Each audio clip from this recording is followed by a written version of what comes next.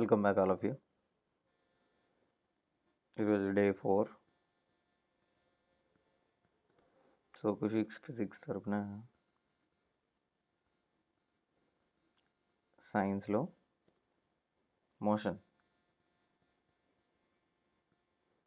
ఈ chapter complete చేసుకుందాం. ఒకవేళ ఈ చాప్టర్ కూడా తొందరగా అయిపోతే మనం force and laws of motion చెప్పుకుందాం. క్లియర్? Okay, let's start.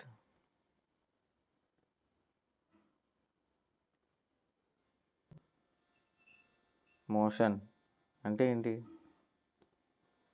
ఏదైనా ఒక ఆబ్జెక్ట్ కదులుతుంది అనుకోండి.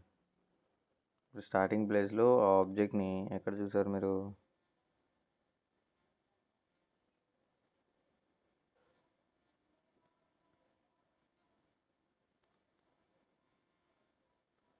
ఇప్పుడు ఒక ఆబ్జెక్ట్ ఇక్కడ ఉంది. ఎక్కడ ఉంది? ఎక్స్ పొజిషన్లో ఉందంటండి. ఎక్స్ పొజిషన్లో ఉన్న ఆబ్జెక్ట్ మీరు ఇక్కడ ఉండి చూస్తున్నారు.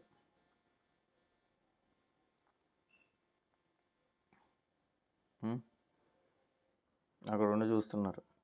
ఒక 1 సెకండ్ తర్వాత చూసేటప్పటికి ఆబ్జెక్ట్ యొక్క పొజిషన్ అనేది ఇక్కడి నుంచి ఇక్కడికి వచ్చింది, నెక్స్ట్ వై. ఒక 2 సెకండ్స్ తర్వాత చూసేటప్పటికి ఆబ్జెక్ట్ యొక్క పొజిషన్ ఇక్కడి నుంచి ఇక్కడికి వచ్చేసింది. Which means time by time గడిచే కొద్దీ ఆబ్జెక్ట్ యొక్క పొజిషన్ అనేది మారిపోతూ ఉందనుకోండి. అప్పుడు దట్ ఆబ్జెక్ట్ మోషన్లో ఉంది అని చెప్తాం మనం, right? What you say? Object is in motion. ఎలా చెప్తాం మనం? సమయం గడిచే కొద్దీ ఆబ్జెక్ట్ యొక్క పొజిషన్ అనేది మారిపోతూ ఉందనుకోండి. Will say the object is in motion. Okay, rest అంటే ఏంటి? సేమ్ ఎక్స్ అనే ఆబ్జెక్ట్ ఇక్కడ ఉంది, మీరు మళ్ళీ ఇక్కడి నుంచే చూస్తున్నారు. 1 సెకండ్ తర్వాత చూసారు, అక్కడే ఉంది. 2 సెకండ్స్ తర్వాత చూసారు, అక్కడే ఉంది. 3 సెకండ్స్ తర్వాత అక్కడే ఉంది. 4 సెకండ్స్ తర్వాత అక్కడే ఉంది. టైం గడిచే కొద్దీ ఆబ్జెక్ట్ యొక్క పొజిషన్లో ఎటువంటి మార్పు రాలేదు. అంటే పొజిషన్ రాలేదు అనుకోండి. అప్పుడు మనం ఏం చెప్తాం? ఆ ఆబ్జెక్ట్ అనేది రెస్ట్లో ఉంది అని ఫైనల్ చేస్తాం అన్నమాట. ఆబ్జెక్ట్ ఎక్కడ ఉంది? రెస్ట్లో ఉంది. కానీ మనకి 9th స్టాండర్డ్లో ఒకటి ఉంది, motion and rest are relative అని ఉంది. మోషన్ అనే కాన్సెప్ట్ ఏమో 6th క్లాస్లో ఉంది, 6th and 7th స్టాండర్డ్లో ఉంది మోషన్ రెస్ట్ సంబంధించినవి. 9th స్టాండర్డ్లో దీన్ని ఎలాబొరేట్ చేసి motion and rest are relative అని ఇచ్చాడు. Motion and rest both are relative అంటే ఏంటి? అంటే ఒకదాని మీద ఒకటి ఆధారపడి ఉంటుంది. అండ్ మోషన్ అండ్ రెస్ట్ ఎప్పుడూ కూడా చూసేవాడికి ఒకలాగా, అంటే ప్రతి ఒక్కడికి మోషన్ అండ్ రెస్ట్ ఒకేలా ఉండదు, మారిపోతూ ఉంటుంది అన్నమాట. శాంపిల్కి ఒక ఎగ్జాంపుల్ చూద్దాం. ఇది రోడ్డు అండి. ఈ రోడ్డు పైన ఇక్కడ ఒక చెట్టు ఉంది. ఇక్కడ పక్కన బెంచ్ మీద ఒకడు కూర్చొని ఉన్నాడు. ఒకడు సైకిల్ మీద వెళ్తున్నాడు.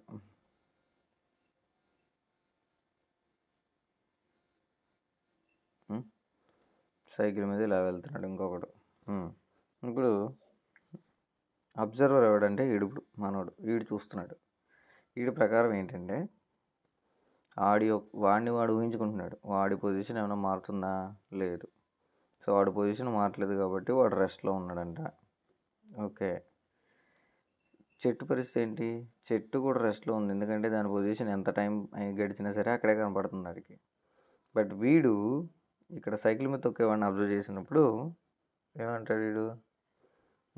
దీని పొజిషన్ ఫస్ట్ సెకండ్ ఇక్కడ ఉంది, తర్వాత సెకండ్ ఇక్కడికి వచ్చింది, తర్వాత సెకండ్ ఇక్కడికి వచ్చింది. విచ్ మీన్స్ దీని యొక్క పొజిషన్ మారుతుంది కాబట్టి వీడు మోషన్లో ఉన్నాడు. సో ఎవరైతే అక్కడ రెస్ట్లో ఉన్నారో వాళ్ళ ప్రకారం వీళ్ళందరూ కూడా ఎందులో ఉన్నారు? మోషన్లో ఉన్నారు. బట్ చెట్టు వాడు మాత్రం రెస్ట్లో ఉన్నారు. క్లియర్? చూసేవాడిని మనం అబ్జర్వర్ అంటాం. ఇప్పుడు సపోజ్ మనకి సైకిల్ తొక్కేవాడి గురించి మాట్లాడుకుందాం మనం.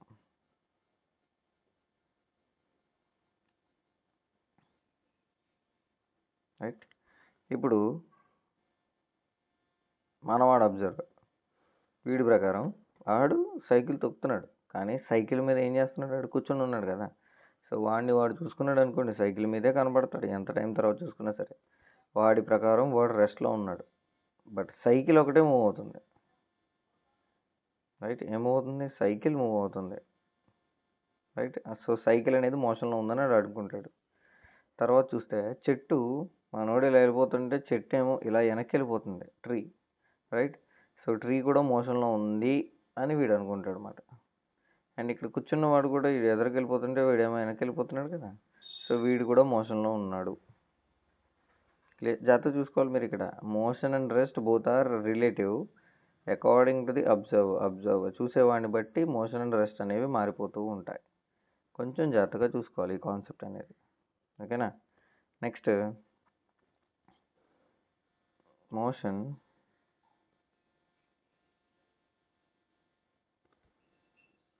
along a straight line.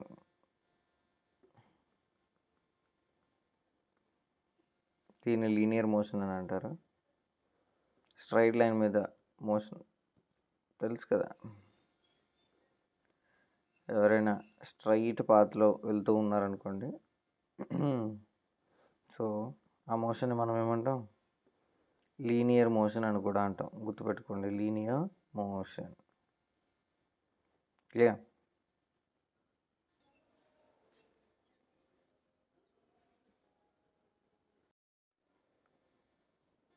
Uniform motion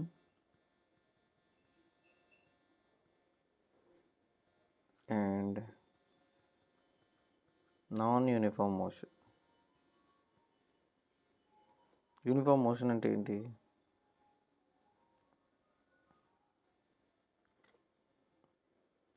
so uniform motion అంటేనమ్మా,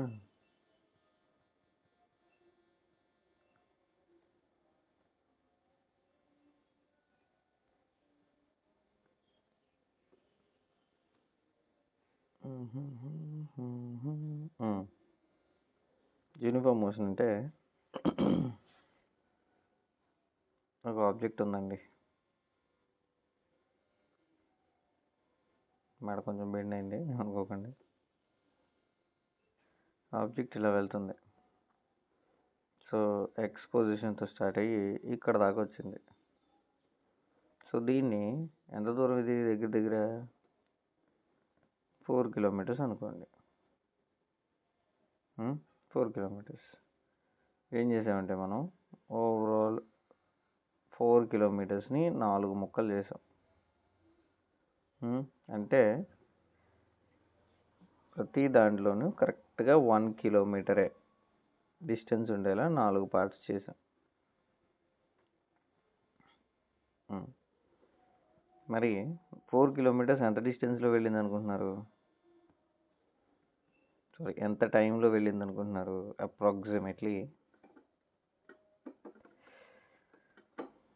20 మినిట్స్లో వెళ్ళిందండి. అంటే ఫస్ట్ 5 మినిట్స్లో 1 కిలోమీటర్, తర్వాత 5 మినిట్స్, తర్వాత 5 మినిట్స్, కరెక్ట్గా 4-5.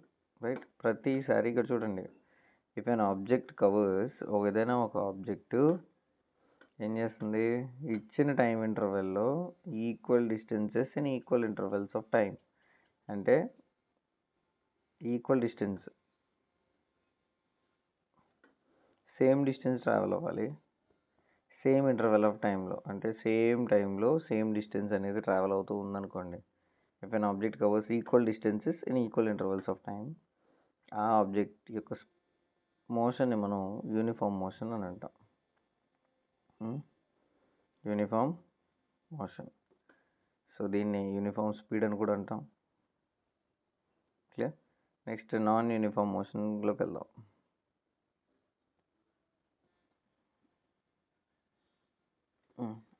నెక్స్ట్ ఏంటండి, non uniform motion.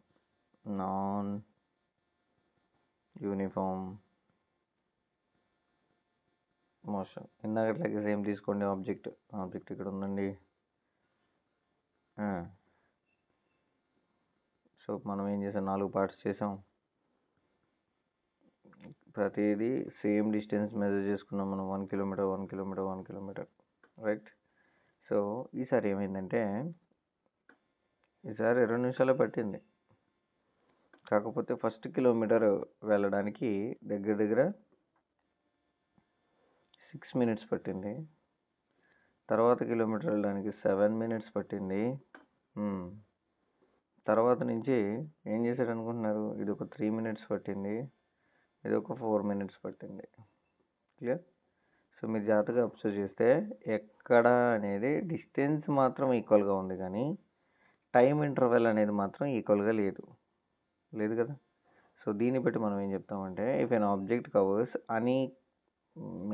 Maybe equal or unequal distances, రెండు విధాలుగా చేసుకోవచ్చు మనం. ఇప్పుడు ఈక్వల్ డిస్టెన్స్ అవ్వచ్చు, లేకపోతే అన్ఈక్వల్ డిస్టెన్స్ అని కూడా అవ్వచ్చు.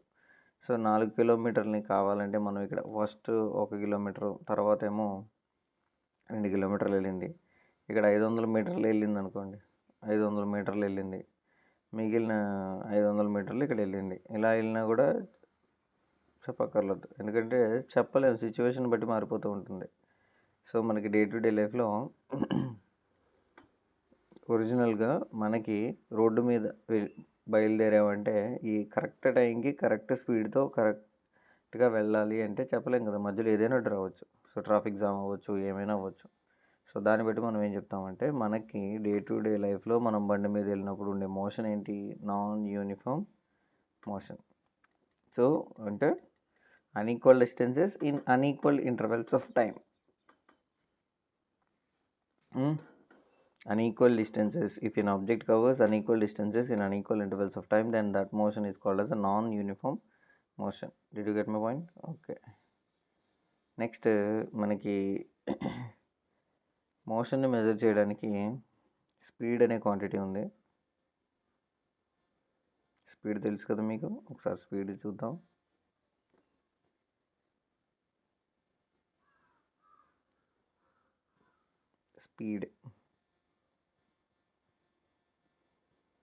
స్పీడ్ అంటే డిస్టెన్స్ బై టైం అమ్మ. మరి ఇక్కడ డిస్టెన్స్ అంటే ఏంటి, టైం అంటే ఏంటి? టైం మనకు ఆల్రెడీ తెలుసు. డిస్టెన్స్ అంటే ఏంటి? డిస్టెన్స్ అంటే సపోజ్ ఇది మీ ఇల్లు అండి, మీ ఇంటి నుంచి ఇక్కడెక్కడో మీ ఆఫీస్ కానీ స్కూల్ కానీ ఉంది, అక్కడికి వెళ్ళాలి. అక్కడికి వెళ్ళడానికి దారి ఇలా ఉంది. నువ్వు అదే దారిలో వెళ్ళావనుకోండి, ద యాక్చువల్ పాత్ అంటారు దీన్ని, రైట్? ఒరిజినల్ దారి ఇది. అలా ఒరిజినల్ దారి పట్టుకునే వెళ్ళారనుకోండి మీరు, దాన్ని మనం డిస్టెన్స్ అంటాం, actual path. If an object covers the actual path,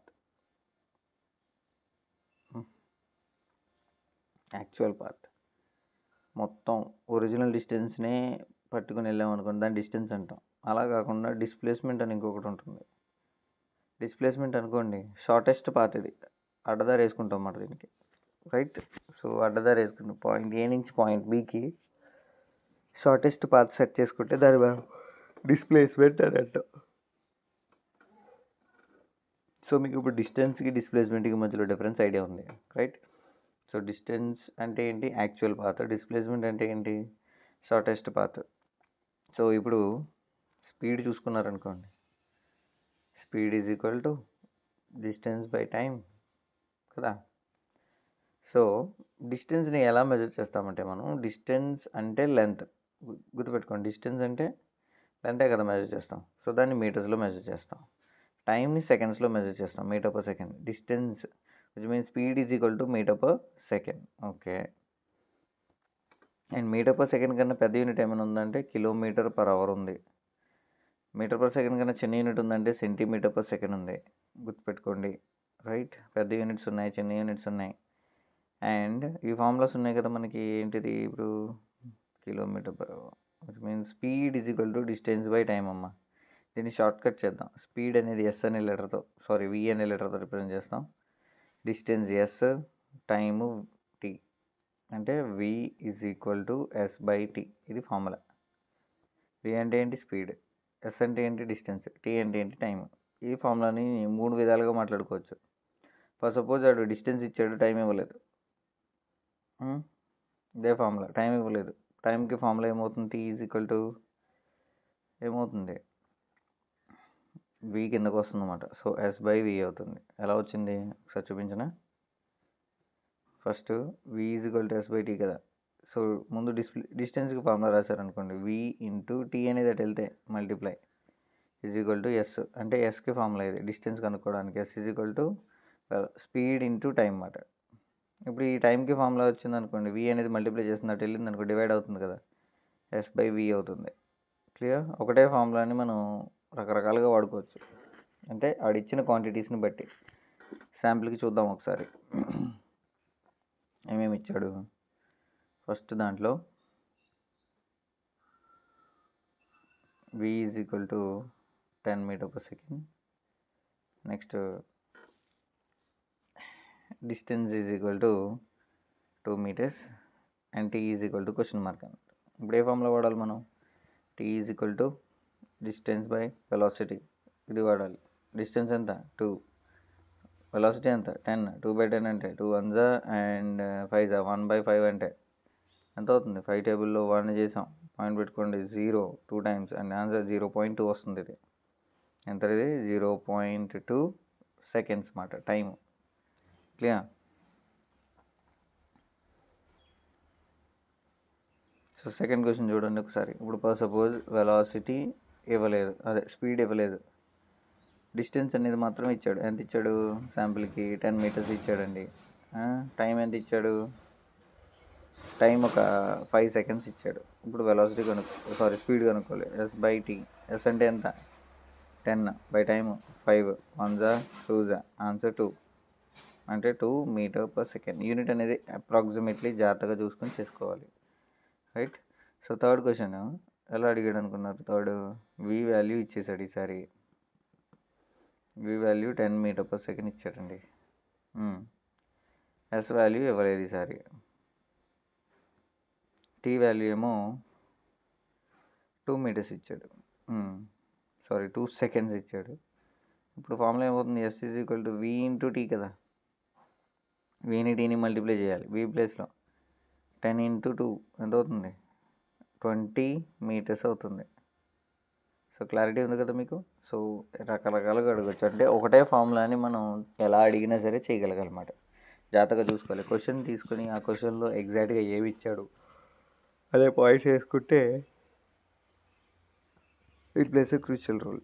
ఇప్పుడు చాలామంది ఎక్కడ కన్ఫ్యూజ్ అవుతూ ఉంటారంటే, speed v is equal to distance by time, అంటే మీటర్స్ పర్ సెకండ్ కదా. యూనిట్స్ రప్పించాలి మెయిన్, అక్కడ ఇబ్బంది పడిపోతూ ఉంటారు. సో మీటర్స్ పర్ సెకండ్ మనకు ఆల్రెడీ తెలుసు, వెలాసిటీ యొక్క unit meter per second. S అంటే ఏంటి, డిస్టెన్స్ యొక్క యూనిట్ మీటర్ అండ్ టైం యొక్క యూనిట్ సెకండ్. ఇది రావాలి. ఆ ఫార్ములాలో సబ్స్టిట్యూట్ చేసినప్పుడు ఆ యూనిట్ రాలేదనుకోండి ఇబ్బంది పడతాం. సో ఫస్ట్ది డైరెక్ట్ నాకు తెలుసు కాబట్టి ఇది చేసేసాను. ఈ టీ నట్ పంపించండి. అంటే ఎస్ అంటే ఏంటి, distance, V into T, V అంటే meter per second into T అంటే టైం కదా. సెకండ్ క్యాన్సిల్ అయిపోతుంది, ఇంకా మీటర్ మిగిలింది. మనకు కావాల్సిన యూనిట్ మీటర్ వచ్చేసింది ఇక్కడ. క్లియర్. అలా కాదు, టీకి ఫార్ములా రాయాలి మనం. ఏం చేసాం ఇప్పుడు, ఎస్ బై వి అని రాసాం. ఎస్ అంటే మీటర్, వి అంటే ఏంటి meter per second. Meter cancel ఎలా ఉంది, ఇప్పుడు 1/1/s ఉంది. ఈ ఎస్ పైకి వచ్చేసింది అనుకోండి, సెకండ్ అనే యూనిట్ వస్తుంది. సో టైం కాబట్టి సెకండ్ యూనిట్ వచ్చేసింది, రైట్. సో జాగ్రత్త గుర్తుపెట్టుకోండి కన్వర్షన్స్ అనేవి. సో ఇది స్పీడ్కైనా ఇదే, వెలాసిటీ అంటే జస్ట్ బార్లు యాడ్ అవుతాయమ్మా. వెలాసిటీకి అయినా సరే సేమ్ యూనిట్స్ కాబట్టి సేమ్ కన్వర్షన్స్, కొంచెం జాగ్రత్తగా చూసుకోండి. నెక్స్ట్ వెలాసిటీ చూద్దాం.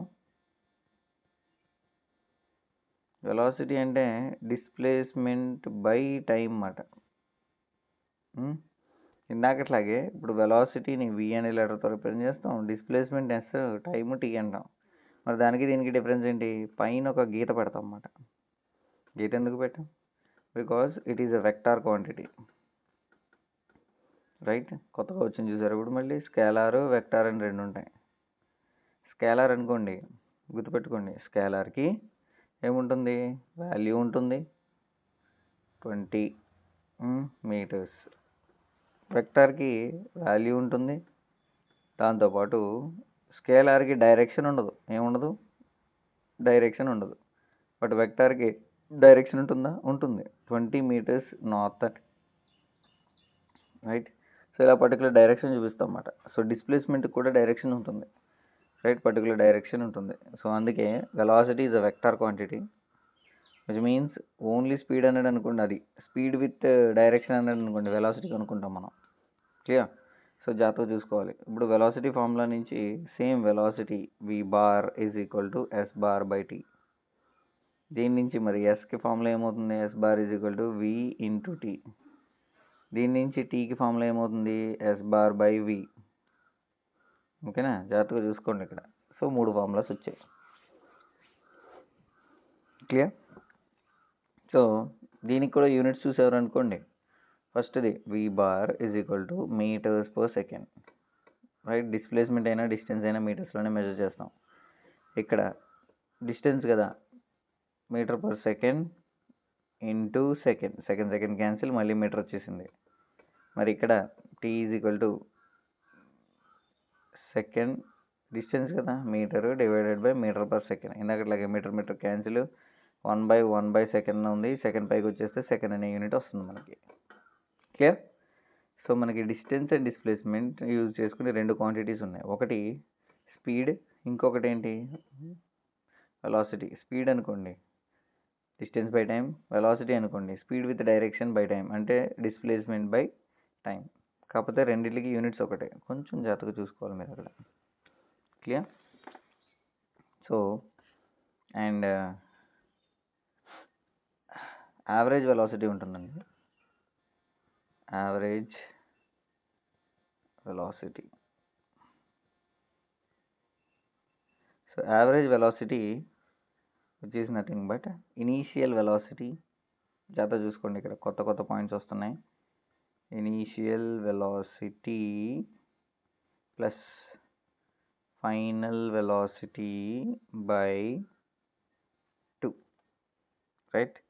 సో మీరు జాగ్రత్త చూసుకోండి. ఇనీషియల్ వెలాసిటీ అంటే ఇప్పుడు ఒక మనిషి ఉన్నాడు. వీడు ఏం చేసి, వీడి చేతిలో బాల్ ఉంది. ఆ బాల్ని పైనుంచి జస్ట్ కిందికి వదిలాడు అంతే. వాడు పర్టికులర్గా ఏమీ చేయలేదు అన్నమాట. ఏం చేశాడు? జస్ట్ బాల్ని అలా పట్టుకుని జస్ట్ అలా వదిలితే పైనుంచి కిందకు వచ్చేసింది. పైన మనోడు ఫోర్స్ ఏం అప్లై చేయలేదు. ఇక్కడ దీన్ని ఇనీషియల్ వెలాసిటీ అంటారు స్టార్టింగ్లో, రైట్. అది చివరికి వచ్చిన తర్వాత ఇక్కడ తగిలి ఆగిపోతుంది కదా మొత్తానికి, దాన్ని మనం ఫైనల్ వెలాసిటీ అంటాం, right. Initial velocity, final velocity. Clarity ఉంది కదా నీకు? సో ఈ ఇనీషియల్ వెలాసిటీని u అనే లెటర్తో రిప్రజెంట్ చేస్తాం, అండ్ ఫైనల్ వెలాసిటీని v అనే లెటర్తో రిప్రజెంట్ చేస్తాం. సో యావరేజ్ వెలాసిటీ అంటే v average is equal to, formula ఏంటి? v average is equal to initial velocity plus final velocity by 2. Formula clarity ఉంది కదా మీకు ఇప్పుడు? So this is average velocity అమ్మా. అలా కాదు, ఇప్పుడు మిమ్మల్ని కన్ఫ్యూజ్ చేయడానికి right the formula of rate of change of velocity అని అడుగుతాడు. యావరేజ్ వెలాసిటీ వేరు, rate of change of velocity వేరు. రేట్ ఆఫ్ చేంజ్ ఆఫ్ వెలాసిటీకి ఉన్న పేరే ఏంటిది? యాక్సిలరేషన్. ఏంటది? యాక్సిలరేషన్. గుర్తుపెట్టుకోండి. Rate of change of velocity వేరు, ఏంటిది నెక్స్ట్ అది యావరేజ్ వెలాసిటీ వేరు. క్లియర్? సో యాక్సిలరేషన్ యొక్క ఫార్ములా ఏంటి? యాక్సిలరేషన్ అంటే ఏంటి అసలు?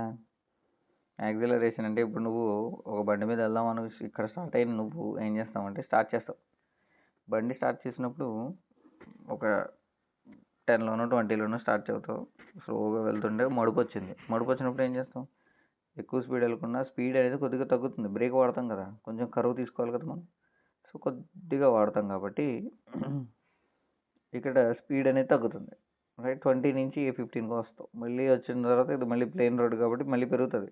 20కో 30కో వెళ్తావు. కొంచెం కరువు వచ్చేటప్పటికి మళ్ళీ నార్మల్ అయిపోతుంది. మళ్ళీ 15కి ఎంతకు వస్తావు. సో మళ్ళీ 20కి వెళ్తావు. ఈసారి మళ్ళీ తగ్గుతుంది, 10కి ఎంత కూడా వచ్చేసింది. స్పీడ్ బ్రేకర్లు ఎక్కువ ఉన్నాయి ఈసారి. అండ్ లాస్ట్ చివరిది కదా అని చెప్పి కొంచెం ఫాస్ట్గా వెళ్ళిపోతావు. 40కి ఇక్కడికి వెళ్ళి లాస్ట్ కొద్దిలోకి మొత్తం ఆగిపోతుంది బండి. క్లియర్? క్లారిటీ ఉంది కదా నీకు? ఇక్కడ ఏం జరిగింది మనకి? పెరుగుతూ తగ్గుతూ ఉంది, రైట్? అంటే వెలాసిటీ అనేది ఏమైపోతుంది, పెరుగుతుంది తగ్గిపోతుంది. సో ఇలా పెరుగుతూ తగ్గుతూ ఉందనుకోండి, దాన్నే మనం యాక్సిలరేషన్ అంటాం. ఏంటది? యాక్సిలరేషన్. యాక్సిలరేషన్తో పాటు ఇంకొకటి కూడా ఉంది, దాన్ని మనం డిజిలరేషన్ అని కూడా అంటాం. స్పీడ్ అనేది పెరిగిందనుకోండి యాక్సిలరేషన్, స్పీడ్ అనేది తగ్గిందనుకోండి డిజిలరేషన్. ఇప్పుడు ఏం చేయాలి మనం? ఫస్ట్ నువ్వు ఇక్కడ నుంచి స్టార్ట్ అయిన బండి చాలా ఫాస్ట్గా వెళ్ళామన్నమాట. ఇంకొక ఎగ్జాంపుల్ తీసుకుందాం, ఒక్క నిమిషం.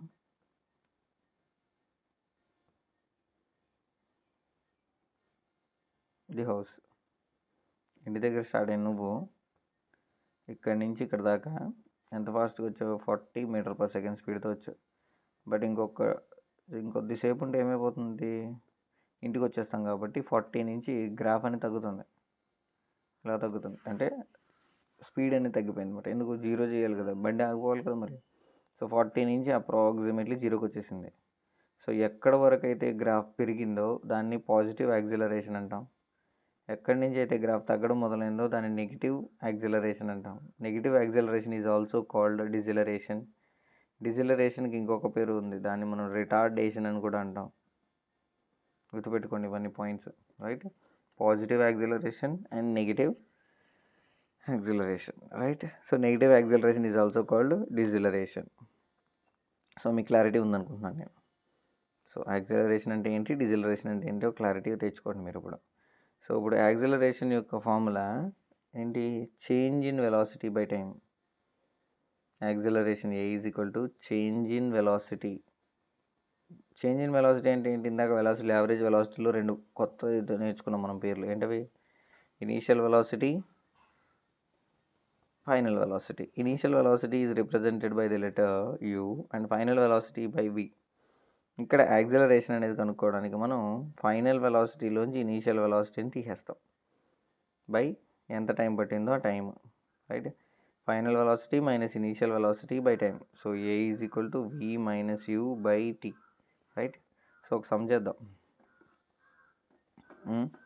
శాంపిల్కి ఒక కార్ ఉందండి.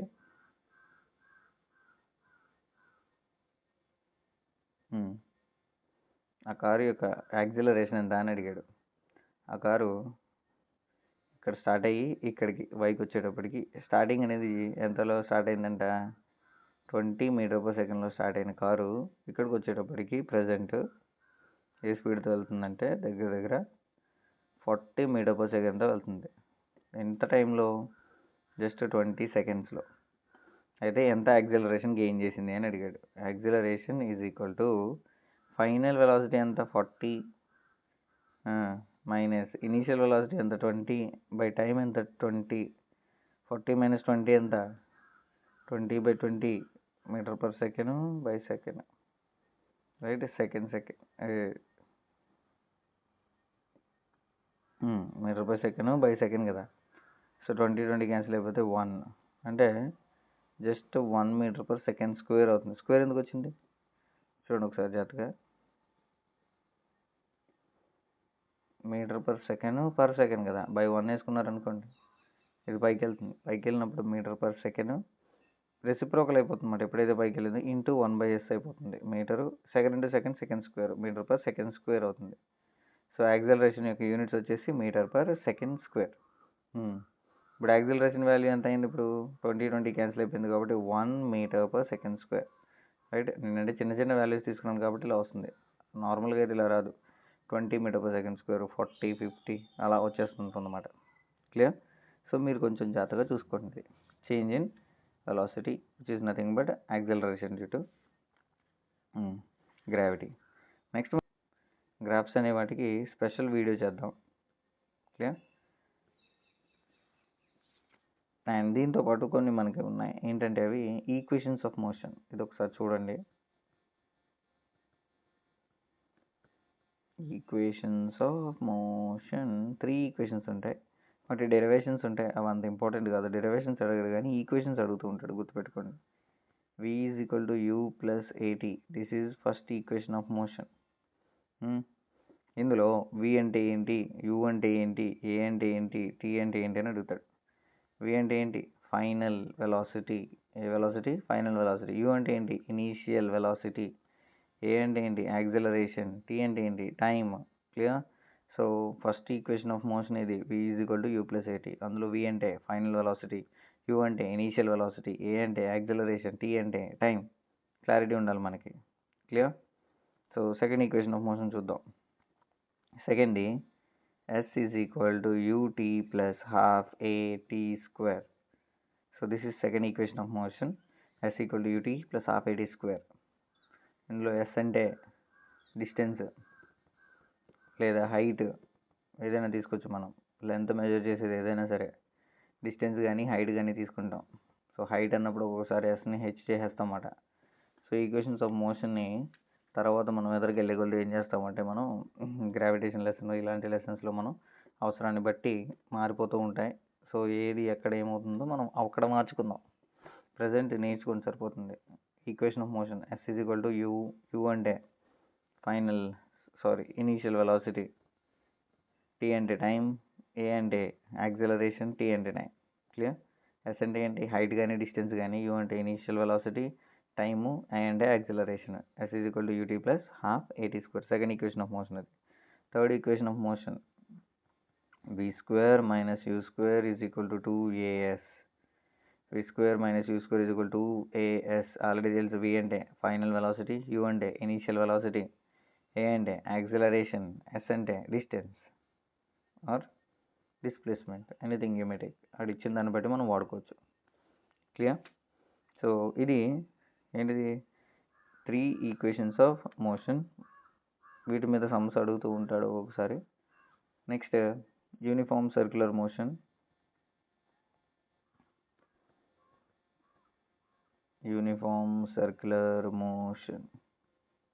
రైట్. సో మోషన్ అనేది మీరు జాగ్రత్తగా చూడండి. ఇప్పుడు శాంపిల్కి ఒక రెక్టాంగిల్ ఉంది. జాగ్రత్తగా వెళ్ళిన మనం ఇక్కడ కొంచెం బెండ్ వచ్చింది కాబట్టి దీని యొక్క వెలాసిటీలో చేంజ్ వస్తుంది. అంటే అప్పటి వరకు 20లో వెళ్ళిన మనం బెండ్ వచ్చిందని చెప్పి కొద్దిగా తగ్గి వెళ్తాం కదా, రైట్. మళ్ళీ ఇక్కడ కొద్దిగా తగ్గుతాం, అంటే 4 సార్లు తగ్గుతాం ఓవరాల్ రెక్టాంగిల్లో. అదే రెక్టాంగిల్ కాకుండా ఈసారి మనకి ఒక 6 సైడ్స్ ఉన్నదన్న. ఇక్కడ నుంచి స్టార్ట్ చేసిన మనం ప్రతి ఎండ్ పాయింట్, అదే ఎడ్జెస్లో మన స్పీడ్ అనేది తగ్గిందా, అలా కాదు. ఈసారి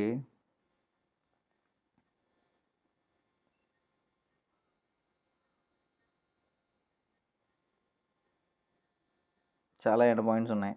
అలాంటి చోటుకి వెళ్ళామనుకోండి, ప్రతి ఎండ్ పాయింట్ ఎక్కడెక్కడైతే ఎండ్ పాయింట్ ఉందో ప్రతి ఎండ్ పాయింట్ దగ్గర దాని యొక్క స్పీడ్ అనేది మారుతూ ఉంటుందన్నమాట. తగ్గుతుంది, అలా తగ్గడం పెరగడం, తగ్గడం పెరగడం, తగ్గడం పెరగడం, అలా ఉంటుంది. అదే సర్కిలే తీసుకున్నారనుకోండి, సర్కిల్లో చాలా పాయింట్స్ ఉన్నాయి. వెలాసిటీ అనేది పాయింట్ బై పాయింట్ చేంజ్ అవుతుంది. అంటే ప్రతి పాయింట్లోనూ చేంజ్ అవుతుంది. ఇక్కడ నుంచి కొంచెం టర్న్ అవ్వాలంటే వెలాసిటీలో చేంజ్ ఉంటుందన్నమాట. సో ప్రతి చోట వెలాసిటీలో చేంజ్ ఉంటుంది. ఎన్ని టైమ్స్ అంటే ఇన్యూమరస్ నెంబర్ ఆఫ్ టైమ్స్. బికాజ్ ఒక సర్కిల్లో ఎన్ని పాయింట్స్ ఉంటాయంటే చెప్పలేము మనం, రైట్. సో అన్నిసార్లు ఏమైపోతుంది, వెలాసిటీ అనేది చేంజ్ అయిపోతుంది. క్లియర్. సో ఇప్పుడు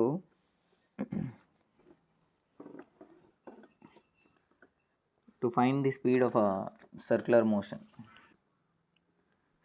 మోషన్ యొక్క స్పీడ్ కనుక్కోవాలంటే v ఈజ్ ఈక్వల్ టు, ఇది సర్కిల్ యొక్క చుట్టూరు కొలవడాన్ని మనం ఏమంటామంటే సర్కంఫరెన్స్ అంటాం. అక్కడ అనుకోండి నార్మల్గా కొంచెం, ఇక్కడ సర్కంఫరెన్స్ అంటాం. మిగిలిన షేప్స్ ఉంటాయి కదా, ఆ షేప్స్కి అయితే 2D షేప్స్ అంటాం. ఆ 2D షేప్స్కి పెరిమీటర్ ఉంటుంది, దీనికైతే సర్కంఫరెన్స్ ఉంటుంది. అక్కడ పెరిమీటరే, సర్కిల్కి వచ్చేటప్పటికి పెరిమీటర్ని ఇక్కడ సర్కంఫరెన్స్ కింద పిలుస్తాం. సర్కంఫరెన్స్ అంటే చుట్టుకొలత. ఎంతది, 2πr, circumference of a circle formula, by time. So to find the velocity or a speed of a సర్క్యులర్గా తిరుగుతున్న ఆబ్జెక్ట్ యొక్క కనుక్కోవడానికి ఇది ఫార్ములా. ఓకే. సో ఇది ఓవరాల్ మోషన్ లెసన్. మనకి ఈ లెసన్లో ఏం పెండింగ్ ఉన్నాయంటే గ్రాఫ్స్ పెండింగ్ ఉన్నాయి. గ్రాఫ్స్ అంతా కలిపి ఒక స్పెషల్ వీడియో చేసుకుందాం, ఎందుకంటే కన్ఫ్యూజ్ అయిపోతారు దాని మీద. సో క్లియర్ కట్గా విత్ షార్ట్ కట్స్ చెప్తాను, కొంచెం జాగ్రత్తగా గుర్తుపెట్టుకుంటారు కానీ గ్రాఫ్స్ అనేది. ఓకేనా? ఓకే.